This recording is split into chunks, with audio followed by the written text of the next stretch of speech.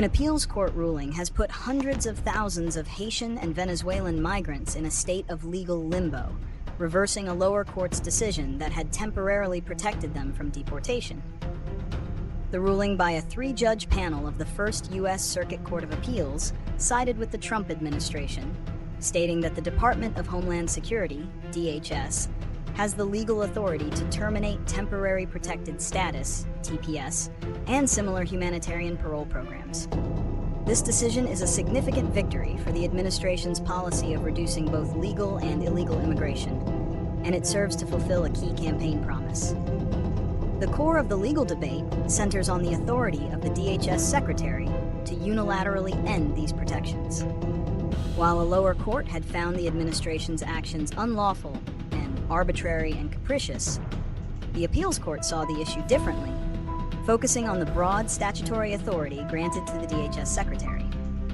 This ruling introduces significant uncertainty for migrants who have built lives in the U.S., some for over a decade, and who face dangerous conditions if forced to return to their home countries.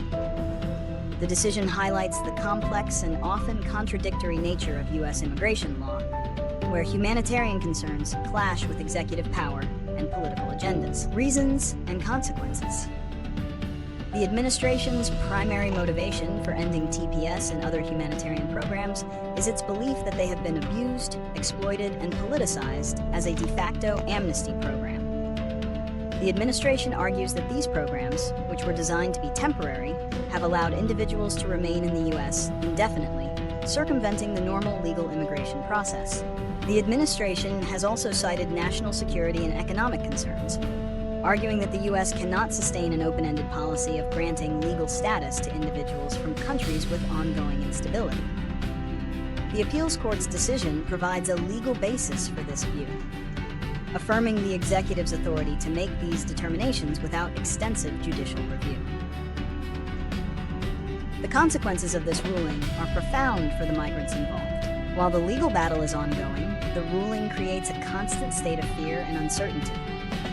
Many TPS holders have jobs, homes, and families, including U.S. citizen children, and the possibility of deportation would not only uproot their lives, but also expose them to the very dangers: political instability, gang violence, and a lack of basic services that led them to flee their home countries in the first place. The ruling also sets a precedent that could affect other humanitarian parole programs, potentially leaving more migrants in a vulnerable state.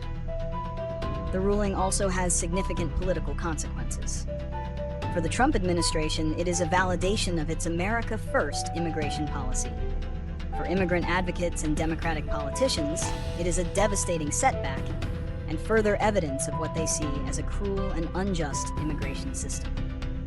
This decision will likely intensify the political debate over immigration in the lead up to the next election, with each side using it to rally their respective bases. Predictions and solutions. The legal battle over TPS is far from over. Immigrant advocacy groups and the plaintiffs are expected to seek further legal recourse, likely by appealing the ruling to the full appeals court or directly to the Supreme Court. Given the Supreme Court's past decisions on immigration matters, there is a strong possibility that it could side with the Trump administration, which would solidify the executive branch's power in this area. The most effective and durable solution for the hundreds of thousands of migrants in legal limbo would be a legislative one. Congress has the authority to create a pathway to permanent residency for long-term TPS holders. This would provide them with stability and certainty, allowing them to fully integrate into American society and contribute without the constant fear of deportation. A bipartisan solution, while difficult to achieve in the current political climate, would be the most humane and practical way to resolve the issue. However, in the absence of a legislative solution, the responsibility falls on the migrants and their advocates to navigate the legal system. This includes seeking legal counsel, preparing for all possible outcomes, and continuing to raise public awareness about their plight. The ongoing legal fight underscores the need for a comprehensive and compassionate overhaul of the U.S. immigration system, one that balances national security with humanitarian concerns and provides a clear and predictable process for those seeking refuge and a better life.